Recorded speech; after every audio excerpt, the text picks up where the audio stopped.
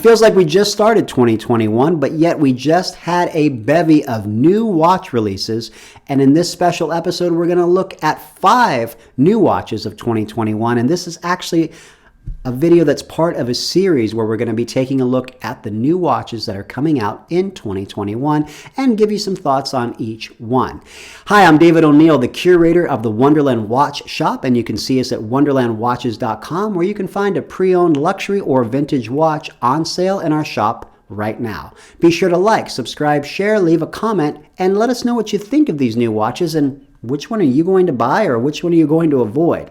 Let's go down the rabbit hole as we start the new watches of 2021. First up, we have the Grand Seiko Heritage Series 9 watch. Now, fascinating textured dials are one of Grand Seiko's trademarks. One of these is the brand's newest release. It's meant to be in reference birch bark. This watch has all the traits the brand is celebrated for, and it's powered by an in-house high-beat 5 Hz rather than the more common 4 Hz automatic movement. This watch has a price of $9,100. Inspired by Japan's majestic nature, the Takumi bring its true beauty to life in our revolutionary new caliber. Grand Seiko. The dial of this watch features a jagged, linear, and granular texture. Now, this is an expression of the many white birch trees surrounding the birthplace of Grand Seiko's mechanical timepieces. The white of the bark is represented by the silvery white color of the dial, which, depending on the light, can look matte white or kind of metallic silver. Now, the texture also appears more prominent due to the fact that the dial of this model is actually closer to the sapphire crystal than any of the other models in the lineup. Pulling from the past while still paving a new road ahead, the Series 9 design represents a new flagship for Grand Seiko. One of the influences for this design comes from the first Grand Seiko timepiece from 1960. The hands here are cut diamond and faceted at a distinct angle to capture the light, which improves visibility in low light settings, while the granulated strip running down the center of the hour hand provides contrast to the mirror finishing covering the rest of the hands. The tip of the hour hand matches the width of the indexes at their tapered length, and the indexes are highly faceted and meticulously crafted to provide contrasting shadows and glimmers of light to enhance their visibility. The bezel is distinctively different than many of other Grand Seiko watches, and even more faceted than you would generally find on other models, and the top surface is adorned with hairline finishing. Accompanying the bezel is a box-shaped sapphire crystal, a type of crystal that is more commonly found on vintage watches. The modern-day box shape is rendered in sapphire instead because of its durability. The shape is challenging to create, and this is especially true for Grand Seiko because it is important for the crystal not to distort the dial and to allow high legibility despite the curved and cylindrical shape of the glass. Now, the case is stainless steel, which adds quite a bit of heft when compared to most recognizable and iconic Grand Seiko watches, such as the Snowflake. The weight difference is substantial at 99 grams for the Snowflake and 178 grams for the new white birch, but the heft and stable feeling is sure to appeal to collectors. The overall dimensions as well are 40 millimeters and a lug-to-lug depth of 47 millimeters with a thickness of 11.7 millimeters. This includes the added height of the box-shaped sapphire, which adds over 1 millimeter to the thickness. The watch is $9,100 and it will be available in the United States at Grand Seiko authorized dealers and boutiques. Next up, we have Panerai with the PAM116 for your consideration. It is a paltry $36,000. And even though Panerai makes tough tool-style watches, they are simultaneously known as high-end luxury items, even when they're in steel. Now, in platinum, the new PAM116 is even swankier, but this is no typical soft and easily scratched platinum. Rather, it's a special Panerai alloy made to be harder and more resistant to wear. A special edition with a singular identity, this new watch is available exclusively at Panerai boutiques globally and produced in a limited edition of only 70 pieces.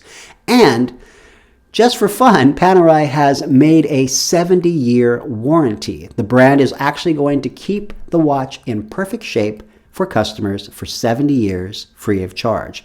On the back of the watch, there is a 70 years warranty logo on the back, and I've not seen a watch with a 70-year warranty. Have you? If you have, put a note in the comments right now that if you have. I mean, I think the watch is usually what? 2 years, 5 years. Rolex is 5 years. Some people, that's all I've ever seen, unless you get the extended warranty. But usually by that time I lose the watch. The new watch has a 3-day power reserve and is designed and developed entirely by Panerai Manufacturing. The movement features a rapid adjustment system that can move the hour hand forward or backwards in increments of 1 hour independently of the minute hand. That's kind of cool. Identifiable by its 44mm case and olive green dial layout, the new Panerai stands out in the Marina collection thanks to its noble metal that endows with its toughness. Now, you know what? I like Panerai, but honestly, if I had a Panerai, which I don't, but if I did, I don't think I'd buy another one because they pretty much look the same. All right, watch number 3 is the Hanhart Pioneer 1 Bronze. Now, this is a German brand, and it's well known for its pilot chronographs, but their latest timepiece is a limited edition 3-hand pilot's watch in bronze with a green dial. Now, bronze watches are very popular right now as they patina really well, and even if you bought 2 of the same, they probably would look different over time, making them highly collectible. Now, Hanhart for many is associated primarily with chronographs, so it's striking to see a limited edition model without such an essential feature for this brand. Not only has Hanhart stripped the Pioneer 1 Bronze of a chronograph, but they removed the date as well, which is still present on the standard version of the Pioneer 1. To make this watch special, Hanhart has used their historical logo in an elegant script typeface and placed it near the 12 o'clock position. The rest of the dial is a standard pilot's watch fare with large Arabic numerals running along an interior track and a smaller minute track defined by hash marks and Arabics every 5 minutes. The olive green dial is a drab and subdued tone, which seems fitting for a watch inspired by military service members. The aspect of this watch that's likely to get the most attention from fans and enthusiasts is the bronze case. Hanhart used the CUSN8 bronze for a particularly warm tone, and each owner can expect a unique patina to take shape as they wear it and oxidation inevitably takes hold. With a 42mm diameter and 12mm case height, this watch will have the presence of a modern sports watch. Hanhart's trademark fluted bezel with a red marker at 12 o'clock for the easiest possible orientation is retained in this limited edition and adds just the right amount of old school charm for a watch you want without going overboard. Now, this watch already sold out. Next on our list is the Devil Diver watch, the 666 watch in orange. Now, I've got one of these watches and it's awesome, but I kind of like this orange dial. It's been nicknamed the 666, or around 200 meters of water resistance, based on the model from the 1960s. This Devil Diver is an enduring favorite option for an affordable vintage-inspired diver, and modern iterations have come in several colorways, the latest which is vibrant orange. Now, no amount of vintage intrigue, storytelling, or deals with the devil can make a solid dive watch. Only good design can, and this Oceanographer has it. The round Tanyu adjacent shape of the brushed steel case fits most wrists at 41mm in diameter and stands sturdy at 14.5mm in thickness. While somewhat tall, the extra height lifts the 3 o'clock screw-down crown and keeps it from digging into your skin, which is welcome and nice. Surrounding the dial and securing a double-dome sapphire crystal is a unidirectional bezel, complete with 1972 stylings and 60-minute diving scale. The bezel's primarily black colorway and somewhat matte look contrast sharply against the traffic cone orange dial it outlines. Applied opaque hour markers, large baton-esque hour and minute hands, and unique crosshair at the center adds definition. This watchmaker is making a statement with the latest Devil Diver, reintroducing one of its more attention-grabbing designs in a colorful way, and it's impossible to ignore it. Furthermore, this release signals the continued commitment to producing vintage-inspired watches. I don't know about you guys, but I love these reissue vintage watches. What about you guys? I mean, the newest ones from Breitling, other manufacturers, I can't get enough of them. I think they're so cool. Every time I go onto eBay and I want to buy one of the original ones, they're either too much or they look like crud.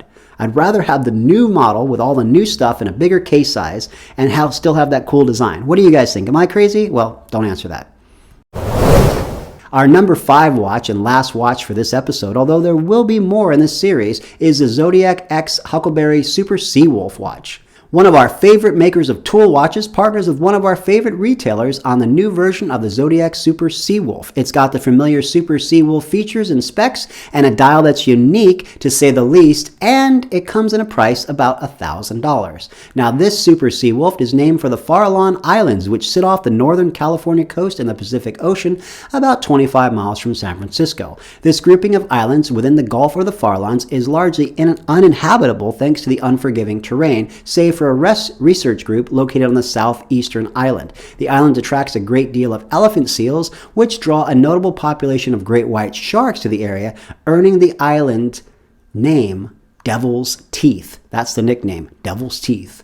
The Farallon Islands are a national wildlife refuge with sizable population of flora and fauna, joining with many shipwrecks that dot the sea floor in the area. This is where we find the inspiration for the dial of Zodiac Super Seawolf, which its deep blue beams of light emanating from the top of the dial at the 12 o'clock position.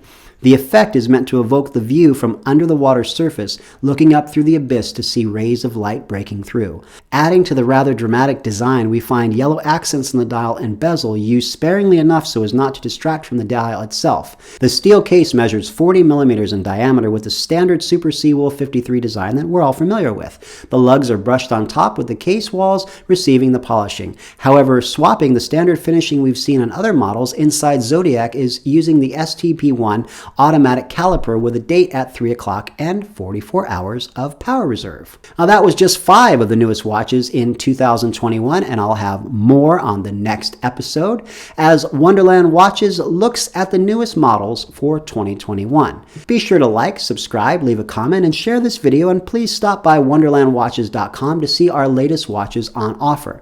We add to our online shop every Saturday at 9:30 a.m. Pacific Time. I'm David Oneal, and I'll join you next time as we go down the rabbit hole at Wonderland Watches. All of a sudden,